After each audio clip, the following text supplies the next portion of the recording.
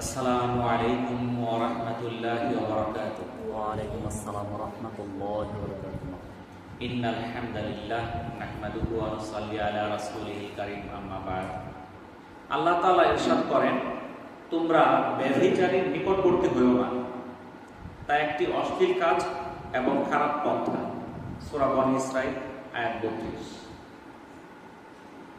তাহলে আমরা যদি কোরআনকে মানি, যদি আমরা মেনে নেই এটাই আমাদের জীবন ব্যবস্থা, তাহলে কোনো মানুষ, কোনো মুসলমান কি ব্যভিচারের ধারে কাছে যেতে পারে? কিন্তু এরপরেও যাচ্ছে। এর দ্বারা প্রমাণিত হয় যে এই কাজের কাছে গেল, সে কোরআনকে গ্রহণ করলো না। কারণ কোরআনের নির্দেশ, আমাদেরকে আল্লাহ তাআলা নির্দেশ দিয়েছেন ব্যভিচারের নিকটবর্তী হওয়া যাবে না। রাসূলুল্লাহ সাল্লাল্লাহু আলাইহি সাল্লাম বলেন, কিয়ামতের অন্যতম আলামত হচ্ছে ইলম উঠিয়ে নেওয়া হবে, মূর্খতা ছেয়ে যাবে, প্রকাশ্যে মদপান করা হবে এবং প্রকাশ্যে ব্যভিচার সংঘটিত হবে।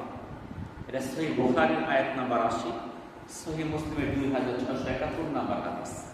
আব্দুল্লাহ ইবনে মাসউদ রাদিয়াল্লাহু তাআলা আনহু থেকে বর্ণিত, কোন জাতির মধ্যে ব্যভিচারের ব্যাপক প্রচার ও প্রসার ঘটলে তারা নিজেরাই যেন হাতে ধরে তাদের উপর আল্লাহ তাআলার আযাব নিপতিত করে। অর্থাৎ যখন কোন জাতির মধ্যে ব্যভিচার ব্যাপক হারে ছড়ায় পড়ে, প্রচার প্রসার ঘটে, তখন তারা নিজেরাই যেন হাত ধরে তাদের উপর আল্লাহর আযাব নিপতিত করল।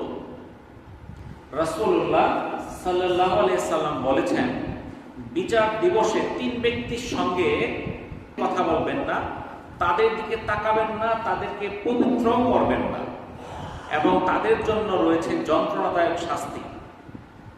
তারা হলো ব্যভিচারী, মিথ্যাবাদী শাসক আর অহংকারী দরিদ্র।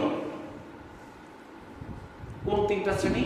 ১ নাম্বার ব্যভিচারী, ২ নাম্বার মিথ্যাবাদী শাসক, ৩ নাম্বার অহংকারী দরিদ্র। রাসূলুল্লাহ সাল্লাল্লাহু আলাইহি সাল্লাম মেরাজের রাত্রিতে ব্যভিচারের শাস্তি দেখেছেন। রাসূলুল্লাহ সাল্লাল্লাহু আলাইহি সাল্লাম শাস্তির বর্ণনা করেন, আমরা চুলার মধ্যে একটি গর্তের কাছে পৌঁছালাম, দেখলাম এতে বেশ কিছু নগ্ন নারী পুরুষ রয়েছে, আর নিচের দিক থেকে বের হওয়া আগুনের লেলিহান শিখা তাদের স্পর্শ করছে। তাদের লেলিহান শিখা তাদের স্পর্শ করে, তারা উচ্চ আওয়াজে চিৎকার করে ওঠে। তারা হলো ব্যভিচারী নারী পুরুষ। সহিহ বুখারী ৭০৪৭ নম্বর হাদিস। তারা যারা ব্যভিচার কর্মে যে সকল নারী কিংবা পুরুষ জড়িত থাকবে, তাদেরকে জাহান্নামে এমন একটা গর্তে রাখা হবে যেখানে জ্বলন্ত আগুন থাকবে, আগুনের শিখা তাকে স্পর্শ করবে। এই ব্যভিচারের সম্পর্কে রাসূলুল্লাহ সাল্লাল্লাহু আলাইহি সাল্লাম বলেন, চোখের ব্যভিচার হলো দেখা, কানের ব্যভিচার হলো শোনা, জিহ্বার ব্যভিচার হলো বলা, হাতের ব্যভিচার হলো ধরা, পায়ের ব্যভিচার হাঁটা। মন কামনা করে আর লজ্জাস্থান তার সত্য বা মিথ্যায় পরিণত করে। এটা সহিহ মুসলিমের ২৬৫৭ নম্বর হাদিস। তাহলে জিনাটা কিন্তু প্রত্যেকটা অঙ্গেরই হইতে পারে। চোখ দিয়ে গায়ের মাহরম ব্যক্তির দিকে তাকায় থাকা, গায়ের মাহরম কোন মহিলার দিকে তাকায় থাকা, এটা চোখের জিনা। তাদের কণ্ঠস্বর শোনা, গায়ের মাহরম ব্যক্তির সঙ্গে কথা বলা, অশ্লীল বাক্য শোনা, এগুলো কানের ব্যভিচার। জিহ্বা দিয়ে অশ্লীল বাক্য বলা, হাত দিয়ে স্পর্শ করা, এগুলো হাতের ব্যভিচার। পায়ে হেঁটে সেই ব্যভিচারের দিকে অগ্রসর হওয়া, সেটা পায়ের ব্যভিচার। তাহলে সেগুলো আমাদের দ্বারা হচ্ছে কিনা? এগুলো হচ্ছে, সরাসরি হচ্ছে, টিভি দেখার মাধ্যমে হচ্ছে, মোবাইল দেখার মাধ্যমে হচ্ছে, বিভিন্নভাবে এই যে চোখের কানের জিনা হয়ে যাচ্ছে। আমাদের দৃষ্টিকে হেফাজত করতে হবে। সূরা নূরের ৩০ নম্বর আয়াতে আল্লাহ তাআলা বলেন, মুমিন পুরুষদের বলো তারা তাদের দৃষ্টিকে যেন হেফাজত রাখে এবং তাদের লজ্জাস্থানে হেফাজত করবে, এটাই তাদের জন্য অধিক পবিত্র।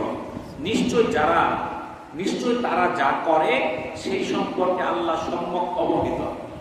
এটা সূরা নূরের 30 নম্বর আয়াতে আল্লাহ তাআলা বলে দিলেন। তাহলে মুমিন পুরুষ যারা, আল্লাহ তাআলা নির্দেশ কি দিলেন? তাদের দৃষ্টিকে হেফাজত করার জন্য, দৃষ্টিকে সংযত করার জন্য, লজ্জাস্থানে হেফাজত করার জন্য। কিন্তু আজকে আমরা দৃষ্টিকে হেফাজত করতেছি না। আমরা গায়ের মাহরম মেয়েদের দিকে আমরা তাকিয়ে থাকি, আমরা দৃষ্টি সংযত করি না। আমরা তাদের দোষ দেই যারা মুমিন মহিলা নয়। তারা তো পর্দার সঙ্গে চলবে না। তারা পর্দার সঙ্গে চলবে না এর মানে আপনি কি তাকায় থাকবেন? তাকে পর্দার জন্য হুকুম করা হয়েছে, আর আমাদের দৃষ্টির হেফাজতের নির্দেশ দেওয়া হয়েছে। হুকুম কিন্তু দুইটাই আছে, শুধু একটা পালন করলে তো হবে না। মেয়েরা যেরকম পর্দার বিধান মান্য করবে, মুমিন মুসলমান পুরুষরা তারা চোখের হেফাজত করবে। যারা অমুসলিম আছে তারা তো পর্দা করে চলবে না। কিন্তু এর মানে আপনি কি তার দিকে তাকায় থাকবেন? না, আমাদের চোখের হেফাজত করতে হবে। আমরা দৃষ্টির হেফাজত করতে পারতেছি না দেখে আজকে ধর্ষণ বেড়ে যাচ্ছে। সূরা আন-নূরের 31 নম্বর আয়াতে আল্লাহ তাআলা বলেন, আর হে নবী, মুমিন নারীদের বলে দাও তারা যেন তাদের দৃষ্টি সংযত করে রাখে এবং তাদের লজ্জাস্থানে হেফাজত করে, আর তাদের সাজসজ্জা না দেখায় যা নিজে নিজে প্রকাশ হয়ে যায় তা ব্যতিরেক, আর তারা যেন তাদের ওড়নার আঁচল দিয়ে তাদের বক্ষ ঢেকে রাখে। তাহলে মুমিনদেরকে যেভাবে দৃষ্টির হেফাজত করতে বললেন আল্লাহ তাআলা, মুমিন পুরুষদেরকেও দৃষ্টির হেফাজত করতে বলছেন, লজ্জাস্থানে হেফাজত করতে বলছেন। একইভাবে মুমিন নারীদেরকেও দৃষ্টির হেফাজত করতে বলছেন এবং লজ্জাস্থানে হেফাজত করতে বলছেন, এবং পর্দার বিধান তাদের উপর ন্যস্ত করেছেন। তাহলে এটা কিন্তু আমাদের শুধুমাত্র একক কারণ না। আমরা অনেকে দোষ দেই যে মেয়েরা তো পর্দা করে না, তো আমরা তো দৃষ্টির হেফাজত করি না। তাহলে আমাদের উভয়কে কি করতে হবে? সংশোধন হতে হবে। রাসূলুল্লাহ সাল্লাল্লাহু আলাইহি সাল্লাম বলেন, চোখের জিনা হলো পরনারীর দিকে খারাপ দৃষ্টিতে তাকানো এবং হারাম জিনিস দেখা। রাসূলুল্লাহ সাল্লাল্লাহু আলাইহি সাল্লাম আরো বলেন, যে ব্যক্তি কোনো পরনারীর দিকে খারাপ দৃষ্টিতে তাকাবে, হাসরের দিন তার চোখের মাঝে সীসা গলিয়ে দেওয়া হবে। কত কঠিন! একটা মেয়ে পর্দা করে গেল না, এর মানে আপনি তার দিকে তাকায় থাকবেন? এই তাকায় থাকার শাস্তি কি? হাসরের ময়দানে তার চোখের মধ্যে উত্তপ্ত সীসা গলায় দেওয়া হবে। চিন্তা করে দেখেন, হযরত উবাইদা ইবনে সামিত রাদিয়াল্লাহু তাআলা আনহু থেকে বর্ণিত, তিনি বলেন, রাসূলুল্লাহ সাল্লাল্লাহু আলাইহি সাল্লাম বলেছেন, তোমরা আমাকে 6টি জিনিসের নিশ্চয়তা দাও, আমি তোমাদেরকে আল্লাহর জান্নাতের নিশ্চয়তা দেব। রাসূল সাল্লাল্লাহু আলাইহি সাল্লাম কি বলতেছেন? তোমরা আমাকে 6টি জিনিসের নিশ্চয়তা দাও, আমি তোমাদেরকে জান্নাতের নিশ্চয়তা দেব। কি কি? 1 নাম্বার, তোমরা যখন কথা বলবে সত্য কথা বলবে। 2 নাম্বার, যখন তোমরা ওয়াদা করবে ওয়াদা পালন করবে। 3 নাম্বার, তোমরা আমানতকে যথাস্থানে পৌঁছে দিবে। 4 নাম্বার, তোমরা তোমাদের হাতকে সংযত রাখবে। 5 নাম্বার, তোমরা তোমাদের চক্ষুকে সংযত রাখবে। 6 নাম্বার, তোমরা তোমাদের লজ্জাস্থানের হেফাজত করবে। এই 6টা দায়িত্ব দিকে পালন করতে পারে, তার জন্য জান্নাতের জিম্মাদারি আল্লাহ রাসূল নিয়েছেন। সুবহানাল্লাহ। 6টা নেওয়া কিন্তু খুব কঠিন। 1 নাম্বারটা হলো সত্য কথা বলতে হবে। আমরা তো মিথ্যা কথা ছাড়া পেটের ভাতই হজম হয় না, এই অবস্থা নাকি? হ্যাঁ, আছেই। তাহলে 1 নাম্বার জিনিস হলো মিথ্যা ছাড়তে হবে, আর ওয়াদা যদি কোনো পালন করে থাকি দিয়ে দিতে হবে।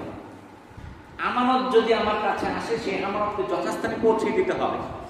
হাতকে হেফাজত করতে হবে। এই হাত দ্বারা মানুষকে আঘাত করার জন্য দেওয়া হয় নাই, এই হাত দিয়ে মানুষকে কষ্ট দেওয়ার জন্য হাত দেওয়া হয় নাই। এই হাত দেওয়া হয়েছে উপকার করার জন্য, ভালো কাজ করার জন্য, মানুষকে কষ্ট দেওয়ার জন্য না। আর চক্ষুকে হেফাজত করতে হবে। পরনারীর সামনে আসলে তাকায় থাকা যাবে না, পর্দায় না চললেই তার দিকে দৃষ্টি দেওয়া যাবে না। লজ্জাস্থানকে হেফাজত করতে হবে। এই 6টা জিনিসের জিম্মাদারি যে নিবে, তার জন্য জান্নাতের জিম্মাদারি আল্লাহ রাসূল নেবে। তো আমাদের দেশে যারা অমুসলিম আছে এরাও মোটামুটি পর্দা করে, কম বেশি, কম করলেও কিছু পর্দা এদের মধ্যে আছে। আমরা বাংলাদেশে যে থাকি, মুসলমানরা যেরকম পর্দায় চলে, অন্য ধর্মের যারা আছে তারাও তাদের কাছাকাছি চলে, একবারে মন্দ না। কিন্তু বাংলাদেশ ছাড়া অন্য দেশে যান যারা অমুসলিম, তাদের যে কাপড় চোপড় এটা বলাই যায় না কিভাবে তারা পর্দার খেলাফ করে। কারণ তাদের উপর তো পর্দার বিধান নাই, তারা অমুসলিম, তারা ইসলামকে গ্রহণ করে না, তারা তো পর্দা মানে না, তারা অত্যন্ত সংক্ষিপ্ত কাপড়ে চলাফেরা করে। আমি গত ডিসেম্বরে যখন মালয়েশিয়াতে গেলাম, দেখলাম ওইখানে যারা ওই দেশের মুসলমান লোক তারা পর্দার মধ্যে চলে, প্রত্যেকটা মুসলিম মেয়ে হিজাব পরে, লম্বা কাপড় চোপড় পরে। কিন্তু যারা অমুসলিম বিভিন্ন দেশ থেকে ওখানে যায়, পর্যটক যায়, অমুসলিম আছে, তাদের পোশাক এটা মানে বলার অপেক্ষা রাখে না, তাদের যা খুশি তাই পরে। কিন্তু আমি পুরুষদেরকে খেয়াল করে দেখছি তারা কেউই সেই মহিলার দিকে তাকায় দেখে না, তাকানোর মতো সময় নাই কিংবা চিন্তাও নাই। অর্থাৎ তারা দৃষ্টিকে হেফাজত করে। যদি সামনে ব্যাপারটা কোনো মেয়ে এসে যায় তারা তাকায় দেখে না। কিন্তু আমাদের চোখ এত দৃষ্টিকে আমরা নষ্ট করে ফেলছি, ব্যাপারটা কোনো মেয়ের সামনে আসলে আমরা চোখ আর নামায় রাখি না। তাহলে আল্লাহ রাসূলের দেশ মক্কা মদিনা, যখন সেখানে দ্বীন প্রচার শুরুর পর্যায়ে ছিল, তখন তো মুসলমানের চেয়ে সেখানে ওই অন্য ধর্মের লোক কিংবা সেখানে মুসলমানের বাইরের লোক তো বেশি ছিল, কাফের সংখ্যায় বেশি ছিল। তারা কি পর্দায় চলতো? তারা তো পর্দায় চলতো না, তারা পর্দা করতো না। তাহলে সাহাবীরা কি দৃষ্টি হেফাজত করে নাই? তারা তো দৃষ্টি হেফাজত করছে। তারা দৃষ্টিকে হেফাজত করার কারণে তাদের দ্বারা কোনো মন্দ কাজ সংগঠিত হয় নাই। আর এই মন্দ কাজ সংগঠিত হওয়ার আরেকটা কারণ হচ্ছে সঠিক সময়ে সঠিক বিচার না হওয়া।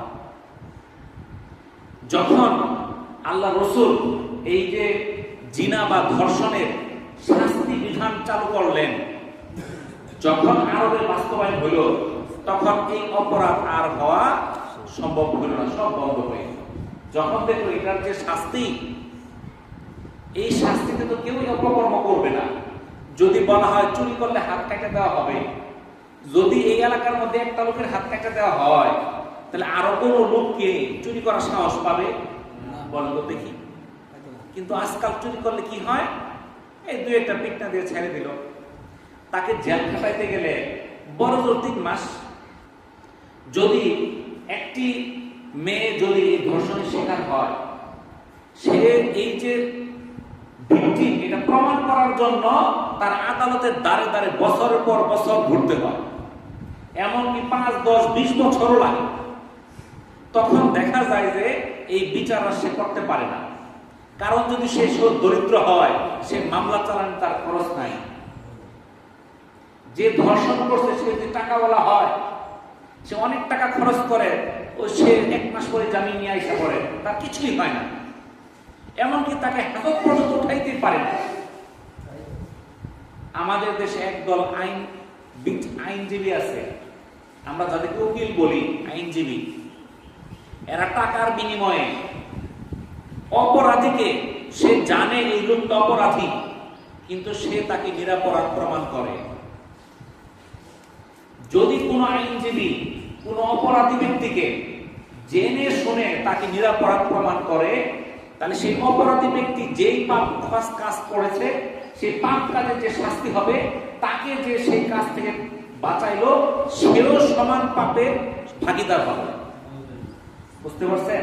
সে যে ধর্ষণকারীকে বাঁচাই দিল, মিথ্যা তাল বাহানা দিয়া, মিথ্যা প্রমাণ দিয়া, বড় সাক্ষী নিয়ে আসো 5 জন 10 জন। আসলে এই কর্মকাণ্ড যখন হয়, তখন কি সাক্ষী আশেপাশে 8-10 জন থাকে নাকি? প্রমাণ করাই তো কঠিন হয়ে যায়। মেডিকেল রিপোর্ট টাকা দিয়ে চেঞ্জ করে ফেলে। যদি কি থাকে, সেখানে বড় কোনো তার নেতা থাকে, দলীয় প্রভাব থাকে, তার মামলাই করতে পারে না, থানাতে মামলাই নেয় না।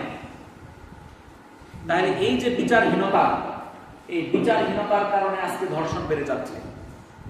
যদি সঠিক বিচার হয়, আজকে ঘটনা ঘটেছে, কালকে বিচার হয়ে যাবে, এক সপ্তাহের মধ্যে বিচার হয়ে যাবে। মানুষ যখন দেখবে যে না, এই অপকর্ম করলে বিচার হয়, তখন এইদিকে মানুষ আর আগাবে না। আর যখন দেখে যে এই কর্মকাণ্ড তো প্রতিদিনই হচ্ছে, বিচার তো হচ্ছে না, যেখানে ফেব্রুয়ারি মাসে প্রতিদিন গড়ে 12টা এই ধর্ষণের মামলা হয়েছে, প্রতিদিন 12টা মামলা, তাহলে 12টা ছাড়াও তো আরো মামলা ছাড়াও তো আরো হয়েছে। বিচার কয়টা হয়েছে ফেব্রুয়ারি মাসে? রায় কয়টা হয়েছে? আপনি দেখেন, যদি দেখা যায় তো যে প্রতিদিন তিনটা চারটা বিচার হচ্ছে, আমাদের দেশে ইসলামী আইন নাই, কিন্তু রাষ্ট্রীয় আইন যেটা আছে সেটাই বাস্তবায়ন করুন। ওইটাও যদি বাস্তবায়ন করে তাহলে ধর্ষণ দেশে হবে না। আমাদের দেশের আইনজীবীরা যদি এই চিন্তা করে আমি কোনো অপরাধীর পক্ষ নেব না, আমি ন্যায় বিচার প্রতিষ্ঠা করব, সে যদি অপরাধী হয় তাকে অপরাধী সাব্যস্ত করব, সে যদি অপরাধী না হয় তাকে নিরপরাধ সাব্যস্ত করব। কিন্তু কোন অপরাধীর পক্ষ নিয়ে কোন আইনজীবী যদি কোন অপরাধীকে বাঁচায় দেয়, তাকে হাসরের ময়দানে তাকে অপরাধী হিসেবে উঠানো হবে। এবং একজন আইনজীবী যদি জীবনে শত শত হাজার হাজার অপরাধীকে বাঁচায় থাকে, এই হাজার হাজার অপরাধের শাস্তি তার আমলনামায় সংযুক্ত হবে।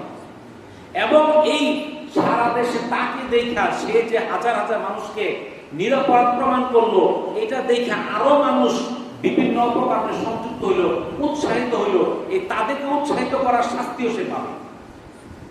তাহলে এই কর্মগুলো যারা করতেছে তাদেরকে বিরত থাকা উচিত। আমরা কোন আইনজীবী যারা আছে তারা যেন জেনে শুনে কোন অপরাধী ব্যক্তিকে বাঁচানোর চেষ্টা না করে। যদি আপনার আখিরাতের উপর বিশ্বাস থাকে, যদি আপনার হাসরের বিশ্বাস থাকে, বিজানে বিশ্বাস থাকে, যদি আল্লাহর উপর বিশ্বাস থাকে, কোন আইনজীবী যেন কোন অপরাধীর পক্ষ নিয়ে তাকে নিরপরাধ প্রমাণ না করে। এটা শাস্তি অত্যন্ত কঠোর। তো এই জন্য আমরা যারা আছি, আমরা সাধারণ মানুষ, আমরা মুসলমানের পরিচয় দিতে চাইলে আমাকে দৃষ্টির হেফাজত করতে হবে। সামনে যাকে তাকে তার দিকে তাকায় থাকা যাবে না। যদি দুনিয়ার সমগ্র মহিলা নগ্ন হয়ে যায়, তার দিকে তাকানো আমার জন্য জায়েজ নাই। আর যদি সমস্ত দুনিয়ার মানুষ অন্ধ হয়ে যায়, তাহলে নারীদের বেপরদায় চলার সুযোগ নাই। নারীদের পর্দা করে চলতে হবে, পুরুষদের দৃষ্টির হেফাজত করতে হবে, তাহলে এই ধর্ষণ থেকে এই দেশ মুক্তি পাবে। তো আল্লাহ তাআলা আমাদেরকে এই অপকর্ম থেকে হেফাজত করুন, সবাই আমিন। ওয়া আখিরু দাওয়ানা আলহামদুলিল্লাহি রাব্বিল আলামিন। আসসালামু আলাইকুম ওয়া রাহমাতুল্লাহি ওয়া বারাকাতুহু।